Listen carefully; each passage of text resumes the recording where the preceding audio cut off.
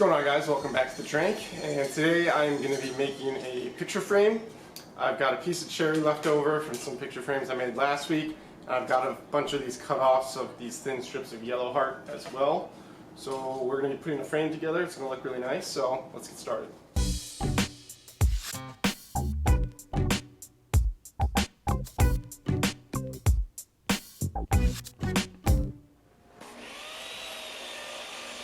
So I start this project off by ripping down the piece of cherry I have to a little bit over the thickness that I'm planning to use for the picture frame. Now, an important thing to do before you start really cutting all your pieces is look at the thickness you're going to be making your picture frame and make sure that you calculate how much stock you're going to need for each side of the picture frame before you get started, because it's easy to actually plan out your picture frame and then end up with less stock than you were actually need to make it. So that's a problem I ran into just because of those mitered corners adding on length. So make sure you look over your dimensions carefully. But anyway, from there I am now cutting them to rough length, and then once that milling process is done, I take them, and the final step I do is do a really light pass with a feather board at the table saw, and this will dial them all into the exact width that I'm looking for. And then once that's done, I just bring them back over and I set the blade to about 1/4 of an inch, and this is where I'm putting in the dado for those strips of yellow heart. Now I just get these as close as I can. Basically I run them through, shifting the fence over slightly just until the yellow heart will start to just press in, but they're pretty much undersized at this point. And then I bring the pieces of yellow heart inlay and I just take off a couple thousandths of an inch at a time with the plane. And I do this until the yellow heart is pretty much a perfect fit, or as close as I can get to a perfect fit. And if you saw some of my other recent videos, you'll see I use this process for doing the inlay just because it really dials it in and leaves pretty minimal gaps. So you can see here, this is kind of that fit we're looking for, where it just presses in with a bit of friction, and then once that's dialed in for each one, I just put a small bead of glue at the bottom of the dado and then go ahead and hammer those yellow heart strips into place.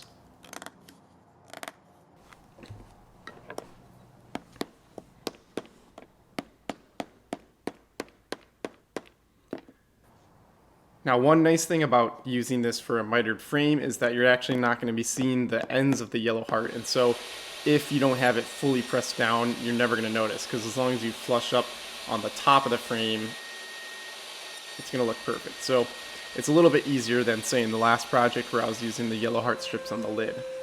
So once I have that cut to length, the yellow heart that is, I bring them over to the planer, and I usually flush them up by hand, but since I need these to be identical in thickness for the picture frame, I just do it at the thickness planer. Now, before we go and put the miters on these pieces, we have to add a rabbet, and this is going to be on the back side of the frame that actually accepts the picture or whatever it is that you're putting in there. Now, I tend to put in a 1/4 inch rabbet width, and then I usually just dial up the height until I kind of get something that looks good for the thickness of wood that I'm using. So it's kind of arbitrary. But here's the really cool sled that I use to put this together. And this is a picture frame making sled, and basically it allows you to make your cuts and measure based off the rabbet, which is what you're actually making your measurements off of, instead of having to back calculate through the thickness and width of your piece to get your calculations. So it makes cutting the picture frame so much easier and much more accurate too. And it also allows for you to get perfect 45s and 90s. So I'll leave some links in the description to how to make this sled because it comes in so handy. This is just a version of it I made, and I made a custom stop block on a 3D printed piece, and it just has been working out really nice. It makes picture frame making a lot easier and a lot smoother. So essentially you've got this toggle clamp, and what you do is just set that exactly to where the dimension of your artwork is, and then because the rabbet on your picture frame rests up on the ruler, which is slightly offset from the base of the sled, you're actually getting that exact measurement transferred to your pieces. So it's a really slick method, and I'd highly recommend making one. So now we've got the 4 pieces for the frame made, and it's time for the glue up. Now, this is another cool jig that I just saw on David Prosciutto's channel on Make Something for this one clamp method for clamping up mitered picture frames, and It's really simple to make. I made the jig itself in about an hour and just used some 3D printed corner blocks for the parts, but it really gives you even clamping pressure. And as you'll see in a second, you only have to use one clamp. Now, one thing I do is I add a bit of paste wax onto the surfaces of the frame.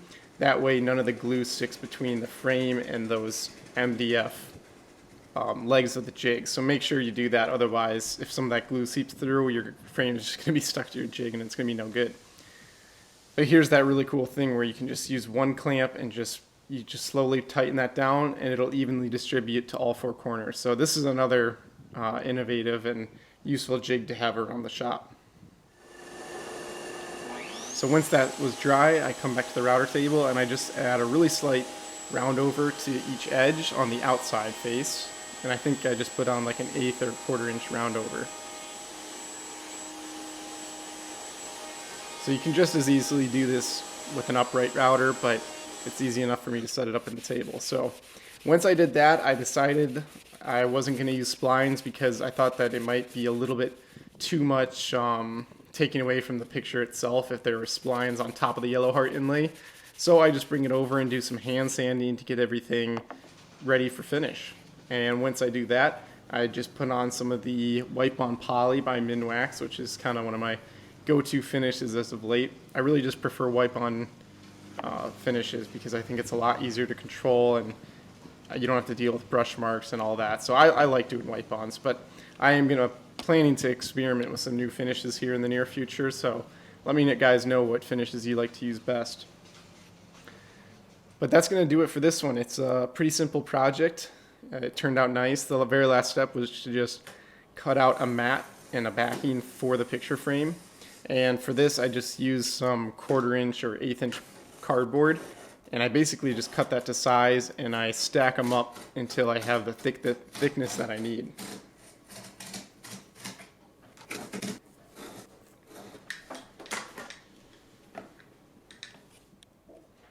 And with that, you can just assemble the frame. And to do that, you first put in a piece of glass. I just got this cut at the hardware store. Put in your picture. And then as you can see here, I had to use 2 pieces of cardboard in order to get it flush with the back of the wood. So the first one I cut a little undersized just because it didn't need to be tight. And then the second one I cut right to size. And then from there, the very last step is to add some picture frame toggles on. There's lots of different styles you can get for these. I just ordered these little brass copper colored ones on Amazon, so I'll leave a link if you want to get those. It's super easy. Just do a little pilot hole and then just screw those on. And you can use 2 or 4. I ended up using 4 on this one, but you could have easily just used 2 and kept everything together just fine. So that wraps it up for this project though, and hope you enjoyed watching this. Be sure to check the description for links to some of those build videos and my other content. And that's going to be it.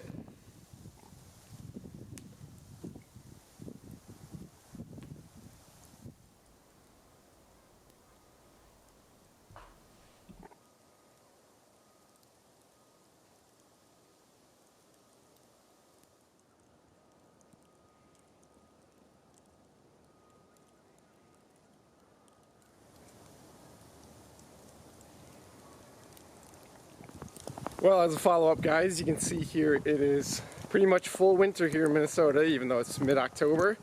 So I'm going to be needing a way to heat up the garage so I can do some woodworking in there. So if you guys have any ideas, be sure to let me know in the comments how to affordably heat the garage, not permanently, just for a few hours, say if I'm going to be out working there. So let me know what you guys think.